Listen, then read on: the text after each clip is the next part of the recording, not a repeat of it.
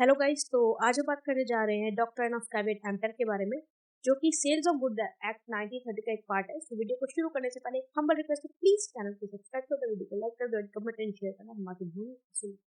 तो देखो, शुरुआत करते हैं इसके इंट्रोडक्शन से। कैवेट एम्पर का मतलब होता क्या है? इसका मतलब होता है लेट द बायर बिवेयर, कि खरीदार को सावधान रहना चाहिए। ये रूल एक छोटी सी लाइन कहता है that buyer should buy products with third eye and ear, कि खरीदार को सामान खरीदते वक्त अपने तीसरे आंख और तीसरे कान खुले रखने चाहिए। जिसका मतलब होता है कि seller display the goods, buyer should choose product wisely. Seller अपना सामान चाहे कैसे भी दिखाए, लेकिन बायर को अपना सामान जो है समझदारी से चूज करना चाहिए। सेलर बाउंड नहीं है अपने ही प्रोडक्ट में कमियों को डिस्क्लोज करने के लिए। ठीक है, वो नहीं बताएगा कि मेरे सामान में ये कमी है। बायर को देखना है कि उसे वही सामान खरीदना चाहिए that should service purpose well, जो कि उसके काम का है। If goods turn out to be unfit, अगर सामान ऐसा निकल जाए जो कि उसके काम का ही नहीं है, तो सेलर रिस्पॉन्सिबल नहीं है। क्यों? क्योंकि बायर ने अपना सामान देख करके नहीं खरीदा। लेकिन कभी कभार सेलर भी जिम्मेदार हो सकता है। किस केसेस में? जहां पर कैवेट एम्प्टर लागू नहीं होता, cases in which it is not applicable.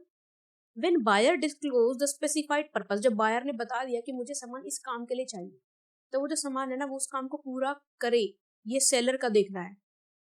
Buyer ने कहा है कि भाई मुझे जो है हॉट जेल बैग चाहिए, तो वो अगर वो hot gel bag in case leak कर रहा है, तो सेलर की रिस्पॉन्सिबिलिटी बनती है उसको चेंज करने की, या जो भी लॉसेज हो उनको कंपनसेट करने की, क्योंकि बायर ने तो पहली पर्पस बता दिया था ना। तो यहाँ पर कैवेट एम्प्टर नहीं लगता है। Second case, when goods are sold by description, जब गुड्स को डिस्क्रिप्शन के साथ सोल्ड किया गया है, उसका एक बताया गया है कि ये सामान ऐसा निकलेगा, तो वो सामान की क्वालिटी मैच करनी चाहिए। फॉर एग्जाम्पल, अगर सेलर ने कहा था कि ये जो स्टफ है आपका, ये जो है कलर नहीं छोड़ेगा, और अगर उस स्टफ ने कलर छोड़ दिया, तो इसका मतलब सेलर ही उसके लिए रिस्पॉन्सिबल है। तो बायर का अधिकार बनता है जाकर के बदल के ला सकता है उसे, या जो भी वो चाहे अपने लॉस को कंपनसेट करने के लिए। नेक्स्ट इसका आता है इन केस ऑफ एडिबल आइटम, मतलब खाने पीने की किसी भी चीज के रिलेटेड या कंजप्शन से कोई भी चीज से रिलेटेड जो होती है ना, अगर वो खराब निकलती है तो सेलर ही उसका जिम्मेवार होगा। ठीक है। नेक्स्ट आता है when the consent of buyer is obtained by fraud, जब हमने बायर का कंसेंट खरीदारी करने के लिए फ्रॉड से लिया हो, मतलब उसको कुछ धोखा किया हो उसके साथ, तो सेलर की ही जिम्मेवारी बनेगी सामान खराब निकलने के उसमें केसेस में। अब नेक्स्ट पॉइंट हमारा आता है who will bear the losses in case of uncertainty while purchasing goods, अगर सामान खरीदते वक्त कुछ ऊंच नीच हो जाती है, मतलब कुछ हादसा हो जाता है, तो उसका भुगतान कौन भरेगा? मतलब उसका लॉस जो होगा वो बियर कौन करेगा? उसका लॉस बियर करेगा रियल ओनर। तो अब हमें ये देखना है कि सामान खरीदते वक्त ओनरशिप कैसे ट्रांसफर होती है। तो फर्स्ट केस आता है ownership is transferred at the time of making contract, अगर कॉन्ट्रैक्ट बनाते वक्त ही ओनरशिप को ट्रांसफर कर दिया जाता है। देखो, सबसे पहले owner is transferred immediately when making contract, if ownership immediately transfer कर दी जाएगी अगर if contract are for specified goods, अगर जो हमारा कॉन्ट्रैक्ट है वो स्पेसिफाइड गुड्स के लिए, मतलब पैकेज गुड्स आती है।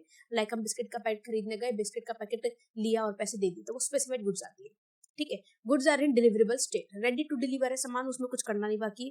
ठीक है। गुड्स जो है मेजर्ड है, पहले से नपी तुली हुई रखी है, उनका प्राइस जो है फिक्स है, तो ऐसे सामान को ओनरशिप हाथ के हाथ ट्रांसफर की जाती है। बट यहाँ पर भी एक सस्पेंस है। सस्पेंस क्या है? एग्जांपल देते हैं कि अगर हमने ए से 10 पैकेट चीनी के लिए, ठीक है, ए दुकान में से 10 पैकेट ला ही रहा था, इतने में पता चला कि अंदर दुकान में आग लग गई, चीनी के पैकेट सारे खराब हो गए।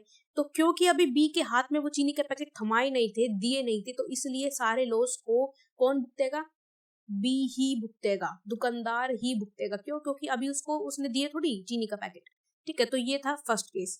अब सेकंड केस में क्या होता है? Ownership is transferred when goods are put in deliverable state, कि गुड्स जो है डिलीवरेबल स्टेट में रख दी है, मतलब जाने के लिए रेडी है। ऐसा कब होता है? When goods are specific. अब स्पेसिफिक क्या होता है वो आपको पहले बता दिया गया है। Goods are put in deliverable state, जब गुड्स को ले जाने के लिए तैयार रख दिया गया है। When buyer come to know that goods are put in deliverable state, और बायर को, खरीदार को बता भी दिया है कि आपका सामान रेडी है, आइए और ले जाइए। अब एक एग्जांपल लेते हैं। ए ने ऑयल के कैन खरीदे थे बी से। बी ने क्या करा, जैसे उसने 100 का ऑर्डर दिया था, तो कुछ कैन ले जाकर के ए के सामने रख दिए। अब ए उनको ले गया। ठीक है। अब बाकी कैन जैसे ही बी लेने जा रहा था, गोदाम में आग लग गई, सारा तेल जल गया। अब कौन यहाँ पर बियर करेगा लॉस? यहाँ पर सेलर ही लॉस को बियर करेगा। क्यों? क्योंकि उसने अभी ऑयल के कैन जो है पैक नहीं किए थे, उसको दिए नहीं थे। ठीक है। जब तक हमारा सामान अलग से ना रख दिया जाए, हमें दे ना दिया जाए, तब तक उसका जो जिम्मेदार होता है वो सेलर ही होता है। अब थर्ड केस वो और अलग है। थर्ड केस क्या होता है? When goods are put to a certain price, जब हमने गुड्स को अलग रख दिया है प्राइस वगैरह चेक करने के लिए। ठीक है। ये कंडीशन कब होती है?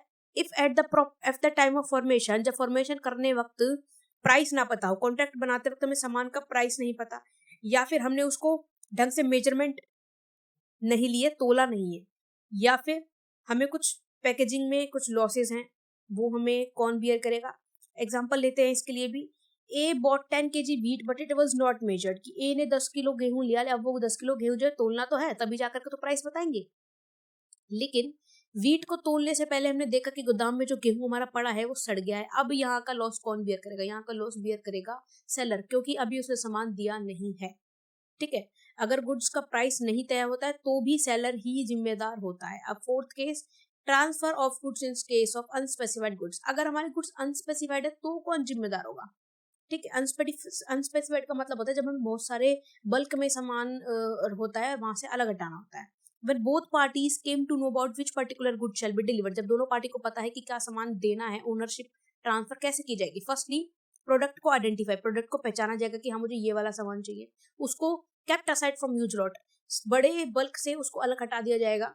और ये काम कौन करेगा? It is made by the seller, seller करेगा। अब यहाँ पर एक एग्जांपल ले लेते हैं कि ए ने 20 पैकेट चीनी के लिए बी से, बी ने क्या करा, फिलहाल के लिए 4 पैकेट उसको दे दिया। अब कितने पैकेट बचे? 16 पैकेट और देने थे। अब 16 पैकेट उसने गोडाउन में जा करके और दे दिए कि भाई अपना ये जो सामान है ले जाना। अब गोडाउन में आग लग गई, अब उसका जिम्मेदार कौन होगा? उसका जिम्मेदार ए होगा, क्योंकि ए की गलती है। बी ने तो अपने 20 के 20 पैकेट दे दिए ना, ए की गलती है कि वो 4 ही क्यों लेकर के गया। तो इस केस में अगर उसको सामान बोल दिया गया है कि ले जाओ, सामान जो है रेडी है ट्रांसफर के लिए, तो बायर जिम्मेदार होगा। अब नेक्स्ट पॉइंट आता है हमारा passing of risk. Risk passing क्या होता है? देखो हमने अभी पढ़ा था कि रिस्क किसका होगा? उसी का होगा जिसके पास ओनरशिप है। लेकिन हम रिस्क और ओनरशिप को प्रॉपर्टी से अलग कर सकते हैं। कैसे? एग्रीमेंट के through. The possession of good is immaterial. हम क्या कर सकते हैं? सामान किसके पास है, पोजेशन किसके पास है, उसको इमटेरियल कर सकते हैं। कैसे? अगर हम एक्सप्रेसली एग्रीमेंट में लिख दे तो कि if delivery is delayed to a party, कि सामान की डिलीवरी जिस पार्टी की वजह से डिले होगी वही पार्टी जो है नुकसान को भुगतेगी। The defaulting party will be responsible for the risk of goods. अब नेक्स्ट क्या आता है? अब आते हैं rules regarding delivery of goods. Delivery of goods का कुछ रूल्स होता है, जैसे कि पेमेंट ऑफ प्राइस। प्राइस कब देना है? मतलब कैश ऑन डिलीवरी करनी है, या फिर फ्यूचर में ये पैसे देने हैं, या पैसे इंस्टॉलमेंट पे देने हैं, ये बायर और सेलर आपस में डिसाइड कर सकते हैं। Buyer duty to demand goods. Buyer की ड्यूटी है कि अपना सामान मांगना सेलर से कि भाई मुझे ये सामान दे दो। जब तक सामान वो मांगेगा नहीं, सेलर को कोई सपना नहीं आ रहा है कि हाँ भाई उसको सामान देना है। सेलर की पूरी पूरी ड्यूटी है कि वो सामान डिलीवर ना करे जब तक बायर नहीं मांगता है। उसको कोई लॉस अगर हो गया बायर को सामान ना मांगने की वजह से, तो उसके लिए बायर खुद ही जिम्मेदार है, सेलर के ऊपर कोई जिम्मेवारी नहीं आएगी। फिर mode of delivery. Mode of delivery भी सेलर एंड बायर डिसाइड कर सकते हैं कि हमें तभी की तभी डिलीवर करना है, या सामान इंस्टॉलमेंट में डिलीवर करना है, या सामान एक पर्टिकुलर डेट पर डिलीवर करना है। ठीक है, प्लेस ऑफ डिलीवरी, सामान कहाँ डिलीवर करना है वो भी कॉन्ट्रैक्ट में लिखा होगा, उसी प्लेस पर ही डिलीवर करना होगा सामान। टाइम ऑफ डिलीवरी, जिस टाइम पर डिलीवरी हमने डिसाइड करी है सामान की डिलीवरी उसी टाइम पर हो जानी चाहिए। एक्सपेंसेस, अगर सामान को डिलीवर करने के लिए कुछ खर्चा आया है तो वो सारे के सारे खर्चे सेलर ही बियर करेगा। अगर हमने कॉन्ट्रैक्ट में लिखवाया है कि कुछ पैसे बायर भी देगा सामान को भिजवाने के, तो बात अलग है। तो जो भी हमारा एक्सपेंस होगा वो कॉन्ट्रैक्ट के अकॉर्डिंग ही बियरेबल होगा।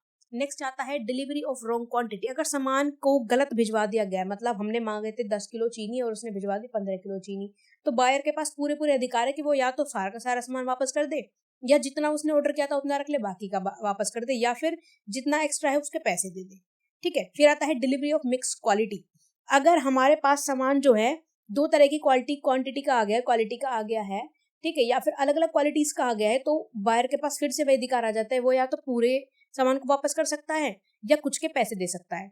फिर आता है डिलीवरी बाय इंस्टॉलमेंट। अगर सामान की डिलीवरी थोड़े थोड़े इंस्टॉलमेंट में की जा रही है तो बायर के पास अधिकार है कि वो सामान लेने से मना कर दे। डिलीवरी टू कैरियर, सामान को किस ट्रांसपोर्टर के पास भिजवाना है ये भी बायर की ही डिसीजन के अकॉर्डिंग किया जाएगा। एक्सेप्टेंस ऑफ डिलीवरी, बायर की पूरी जिम्मेवारी बनती है कि वो सामान को टाइम पर से ले ले। Wrongful refusal to take delivery, buyer के पास ये अधिकार नहीं है कि वो सामान को लेने से मना कर दे गलत तरीके से। अगर सेलर ने सामान सही भेजा है तो बायर का पूरा पूरा अधिकार बनता है कि वो सामान को ले ले और उसको लेने से मना ना करे। अगर वो रॉन्गफुल तरीके से मना करता है तो सेलर के पास अधिकार है कि जो भी लॉस हुआ है, जो भी खर्चा हुआ है, उसके पैसे सेलर से, बायर से वो ले ले। Thank you so much guys, hope आपको एक पूरा कॉन्सेप्ट समझ में आ गया होगा। आपको कोई भी डाउट है तो आप कमेंट सेक्शन में मेंशन कर सकते हैं, या फिर आपको कोई कॉन्सेप्ट पढ़ना है इस सब्जेक्ट से हटके तो उसके लिए भी आप कमेंट में मेंशन कर सकते हैं। Thank you, please like share and subscribe.